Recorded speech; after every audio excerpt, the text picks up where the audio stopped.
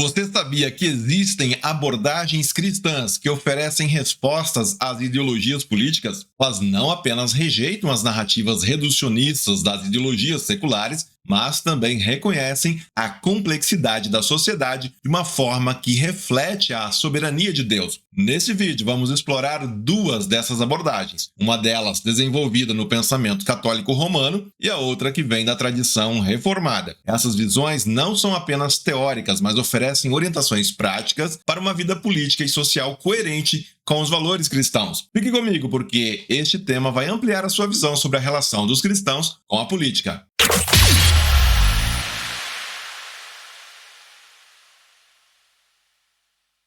Existem alternativas cristãs para as ideologias políticas? Nos vídeos anteriores, falamos bastante sobre as ideologias políticas modernas. Liberalismo, socialismo, conservadorismo, nacionalismo. Todas elas surgiram como tentativas humanas de organizar a sociedade, responder às grandes questões da vida em comunidade e oferecer soluções aos problemas que enfrentamos. Mas, como vimos, essas ideologias frequentemente tomam um aspecto idólatra. Elas pegam algo legítimo como liberdade, igualdade, tradição ou até a ideia de nação e transformam isso num valor supremo. Assim, a política, que deveria ser uma esfera a serviço da sociedade, acaba se tornando um ídolo, algo que promete redenção ou salvação. E é aqui que o cristianismo se diferencia. A fé cristã não deriva sua visão de mundo das ideologias humanas, mas da soberania de Deus, que governa sobre todas as coisas. As ideologias colocam o homem no centro, enquanto o cristianismo reconhece Deus como a única fonte de autoridade.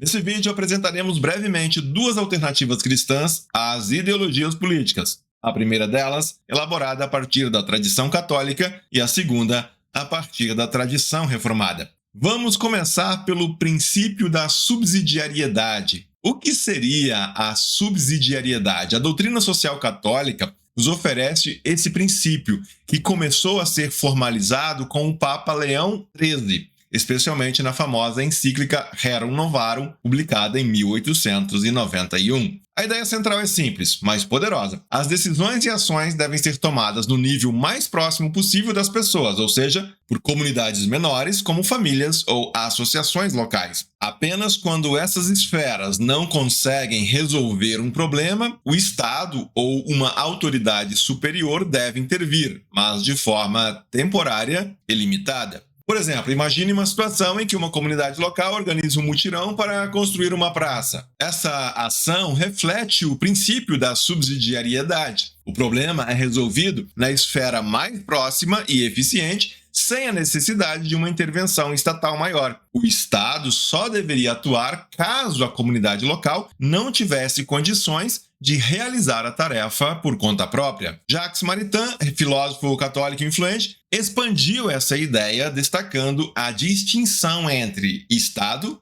e o corpo político. Ele afirmava que o Estado deve ser um servo da sociedade e não o contrário. Para ele, o Estado é importante, mas não pode absorver as funções de comunidades menores, como a família, a igreja ou associações locais. Essa visão hierárquica da sociedade respeita a ordem da criação de Deus e reflete a responsabilidade mútua entre as diferentes esferas sociais. Lembremos ainda que toda essa proposta começa a ser pensada e desenvolvida numa Europa pós-revoluções, um período em que a igreja foi bastante questionada. Naquela época, crescia também a influência do socialismo entre os trabalhadores. Outras encíclicas do Papa Leão XIII foram publicadas na época e tiveram importância no desenvolvimento dessa proposta, que visa abrir e posicionar a igreja frente aos novos tempos. Foi outro Papa, Pio XI, que mais tarde levou essa reflexão adiante, sendo quem realmente utilizou pela primeira vez o conceito de subsidiariedade. Tudo isso gerou posições claras frente ao que se entende ser o papel do Estado e dos governantes na sociedade. Vamos listar algumas dessas implicações. Primeiro, temos a rejeição ao extremismo ideológico, tanto o liberalismo, que valoriza exageradamente o indivíduo, e o mercado, quanto o socialismo, que centraliza o poder no Estado, são rejeitados como modelos ideais para resolver os problemas da sociedade. Isso não significa que não possamos trabalhar dentro de sistemas democráticos modernos, mas sim que devemos ter um discernimento crítico. Segundo, busca pela reconciliação, não pela divisão. O cristianismo ensina que a luta de classes, tão promovida por ideologias como o marxismo, não é o caminho. Em vez disso, o objetivo é promover a cooperação e a reconciliação entre diferentes grupos sociais. Terceiro, o governo deve buscar o bem comum. O Estado existe para servir ao bem de todos, e não apenas de uma elite ou de um grupo específico. Isso significa que suas decisões devem sempre levar em conta o benefício da sociedade como um todo. Quarto, o bem comum natural e o sobrenatural estão conectados. Enquanto o Estado busca promover o bem comum natural, saúde, educação, segurança, ele deve reconhecer que há um bem maior, o bem sobrenatural, que é guiado pela Igreja e pela mensagem de Cristo. Quinto, a Igreja tem um papel importante na sociedade. O Estado deve respeitar o lugar da Igreja e a sua missão de cuidar das almas e promover a moralidade. A separação entre Igreja e Estado não significa que eles devam ignorar um ao outro, mas sim que precisam trabalhar de maneira respeitosa e complementar. Sexto, o Estado não deve ser omisso diante das injustiças. É dever do governo agir contra injustiças sociais e econômicas, como pobreza extrema, exploração trabalhista e desigualdades desumanas. Porém, isso deve ser feito sem que o Estado tome para si responsabilidades que pertencem às comunidades locais ou à sociedade civil. Sétimo, reconhecimento das comunidades locais. Famílias, igrejas, associações e outras comunidades subsidiárias têm um papel legítimo e essencial na sociedade. O Estado deve respeitar essas instituições e não usurpar suas funções, mas sim ajudá-las quando necessário. E oitavo, fundamento no direito natural. Toda essa visão social estaria enraizada no conceito de direito natural, conforme formulado por Tomás de Aquino. Isso significa que há uma ordem moral e racional na criação que deve guiar a maneira como organizamos a sociedade. Enfim, o princípio da subsidiariedade lembra que nem tudo deve ou pode ser resolvido pelo Estado ou por indivíduos isolados. A sociedade é composta por várias camadas de responsabilidade, como já vimos, família, igrejas, comunidades, organizações civis, e todas têm um papel legítimo e importante. O entendimento é que, ao reconhecer isso, evita-se tanto o individualismo quanto o coletivismo, favorecendo a promoção de uma vida em sociedade mais equilibrada e mais justa.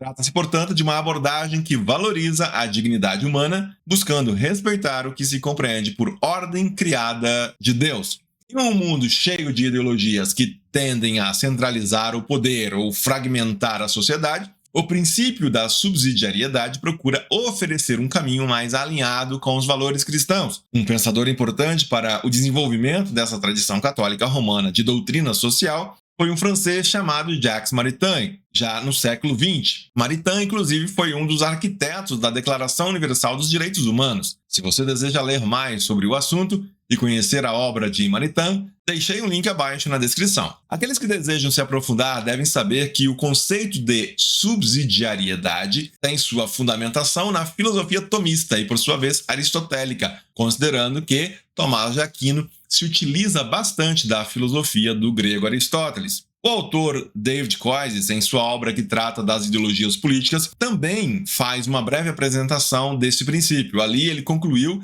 que o princípio da subsidiariedade, longe de ser uma invenção dos papas, simplesmente reflete a realidade de uma sociedade pluriforme e as aspirações legítimas das comunidades locais de governar seus próprios interesses. Entre os protestantes, surgiria também uma abordagem peculiar a respeito do papel do Estado, da Igreja e demais esferas da realidade. Estamos falando da soberania das esferas, a contribuição reformada que vem da Holanda. Do lado reformado, temos então a doutrina da soberania das esferas, um conceito popularizado pelo teólogo e estadista holandês Abraham Kuyper. Kuyper foi um homem muito influente em sua época e essa influência se espalhou pelo mundo, sendo em parte importante até hoje. Ele ajudou a criar o primeiro partido democrata cristão do mundo em 1879. Kuyper foi teólogo, pastor, político, chegando a ser primeiro-ministro na Holanda entre os anos 1901 a 1905. Ele também fundou a Universidade Livre de Amsterdã, lá no longínquo ano de 1880. Esta, uma universidade cristã reformada, baseada em princípios calvinistas.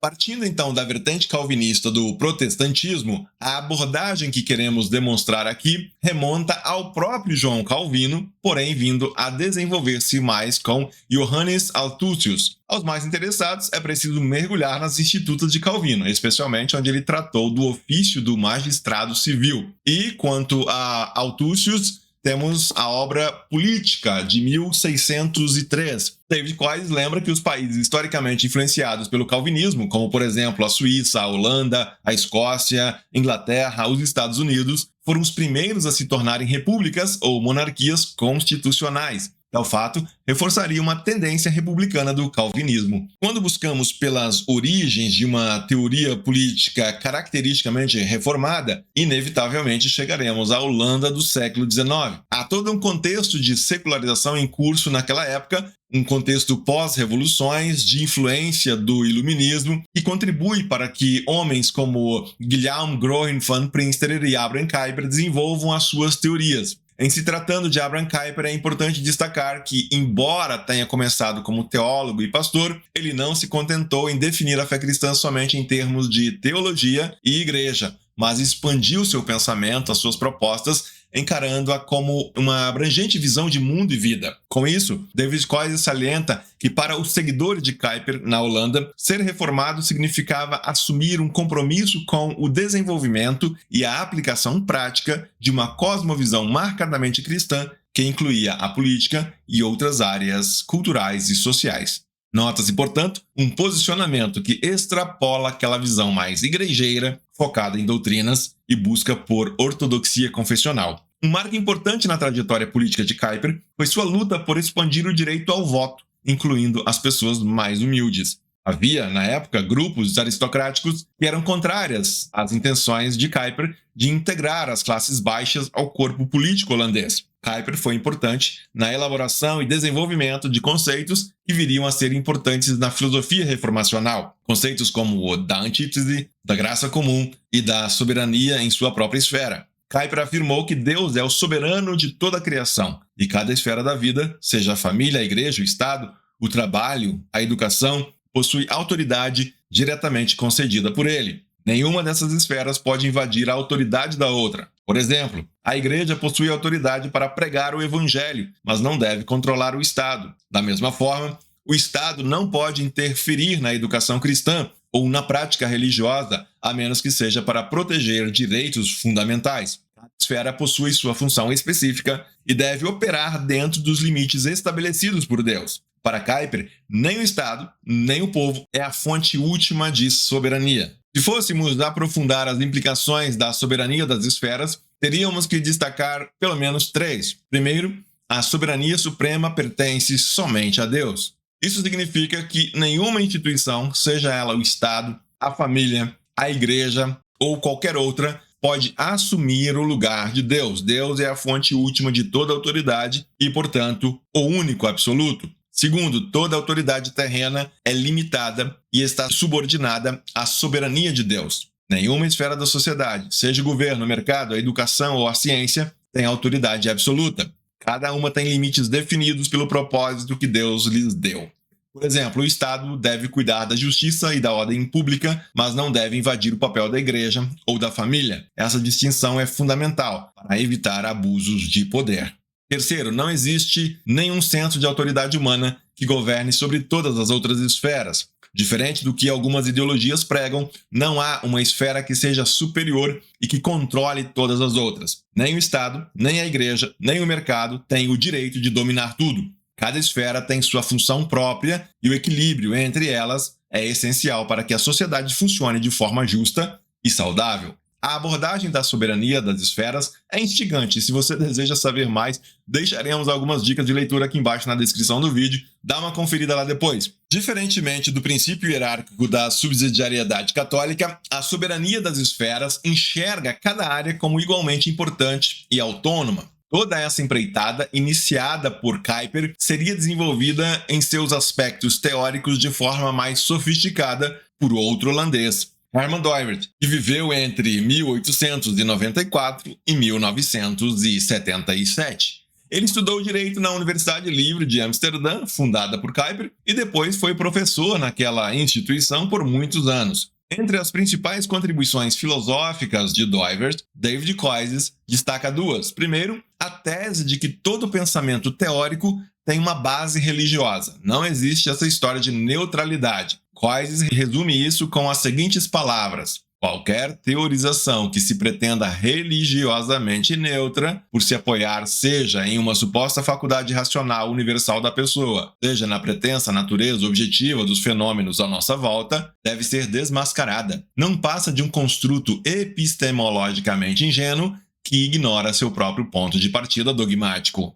Um segundo ponto de destaque é a sua rejeição ao reducionismo. O reducionismo acontece sempre que alguém se rende à tentação de reduzir os fenômenos às suas partes constituintes. É a questão que já abordamos aqui e que acontece com as ideologias. Faz um recorte do todo e se promove esse recorte à condição de absoluto. Sempre que isso acontece, o que temos é idolatria. Dessas ideias surgirá a tese, então, dos aspectos modais e a chamada filosofia da ideia cosmonômica. Não é o nosso objetivo, nesse vídeo, explicar detalhadamente toda essa teoria. Basta dizer que ela é uma das significativas contribuições que nos permite diferenciar os diversos formatos das comunidades. Em vez de ficarmos aqui divagando, então, em teorias, vamos tentar apontar exemplos práticos para entender os aspectos modais de Hermann Dovert e como isso repercute quando pensamos em autoridade, poder, governos e Estado. Vamos imaginar duas instituições que fazem parte do nosso dia a dia: o Estado e uma empresa. Cada uma tem um papel único e funções específicas, mas será que elas podem fazer tudo? Será que o poder delas é absoluto? A resposta é não. Vamos começar com o Estado. O governo tem uma missão muito clara: promover a justiça e manter a ordem pública. É por isso que ele pode fazer coisas como prender pessoas suspeitas de crimes, levá-las a julgamento e, em algumas jurisdições, até mesmo aplicar a pena de morte, mesmo que essa prática seja cada vez mais rara no Ocidente. Mas o poder do Estado é limitado à sua esfera de atuação. Por exemplo, o governo não pode expulsar alguém de um clube esportivo, não pode suspender um aluno da escola ou demitir alguém do trabalho. Essas decisões pertencem a outras esferas da sociedade. O poder do governo está limitado à sua responsabilidade pela justiça e ordem pública, nada além disso. Agora pense em uma empresa. Qual é o papel de uma empresa? Basicamente, ela existe para produzir bens, oferecer serviços ou aplicar conhecimento técnico. Seu foco é econômico, ou seja, gerar valor e distribuir benefícios. Por exemplo, uma fábrica transforma matéria-prima em produtos que as pessoas podem usar, como roupas ou alimentos. Para fazer isso, ela precisa de recursos, capital, trabalho, matéria-prima.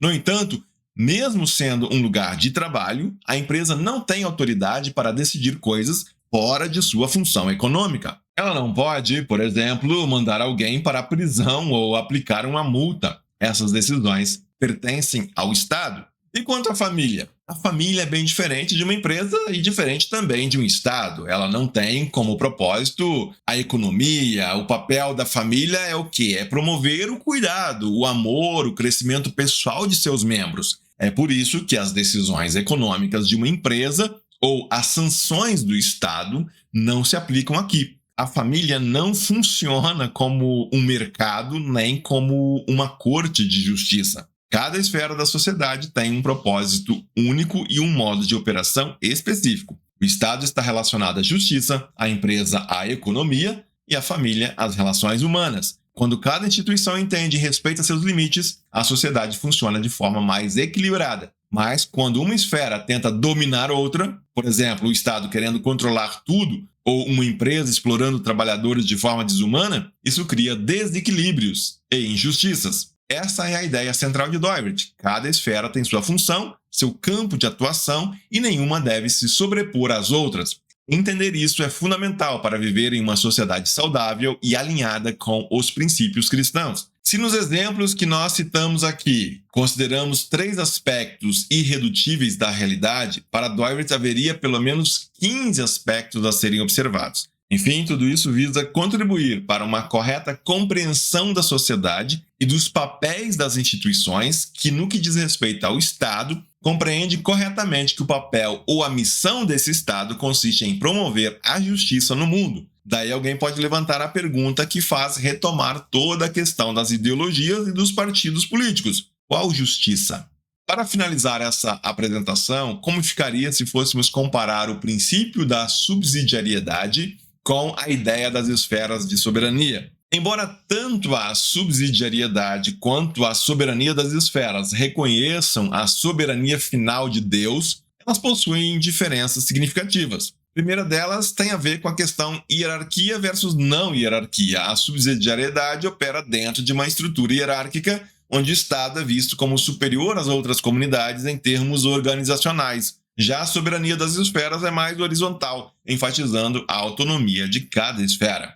O segundo aspecto está no foco institucional. A subsidiariedade tem um foco maior no papel do Estado como regulador e apoiador das comunidades menores. A soberania das esferas, por sua vez, destaca a independência das instituições, considerando o Estado como apenas uma entre várias esferas. O fato relevante para toda a nossa discussão da relação do cristão com a política é que ambas as abordagens compartilham um ponto central: a rejeição das ideologias que colocam o ser humano ou o Estado como o centro de tudo.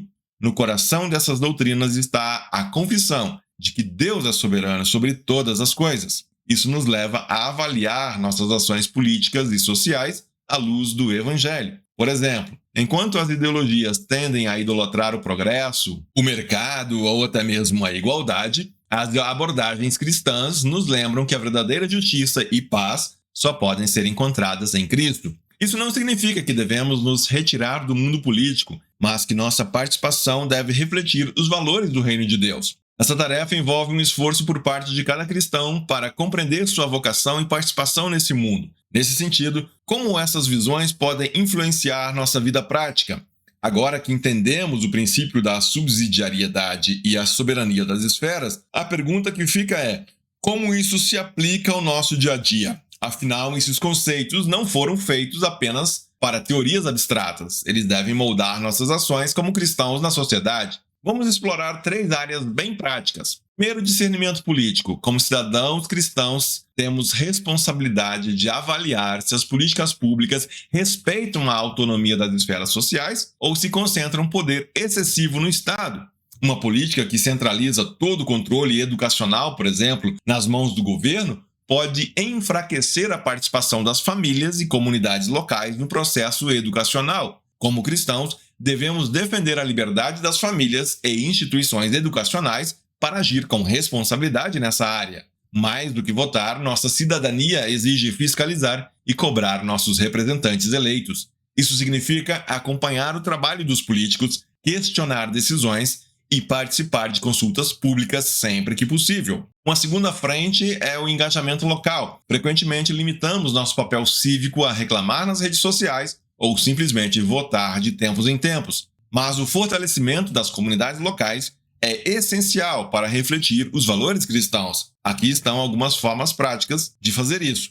Participe de associações de bairro, clubes comunitários ou iniciativas de voluntariado. Se envolva com a Associação de Pais e Mestres da escola de seus filhos para colaborar com a educação e a gestão escolar. Incentive e apoie ações de sua igreja voltadas para necessidades locais, como alfabetização de adultos, atendimento médico ou assistência a famílias em situação de vulnerabilidade. Essas ações refletem o princípio da subsidiariedade, resolvendo problemas diretamente nas esferas mais próximas, sem depender exclusivamente de intervenções do Estado.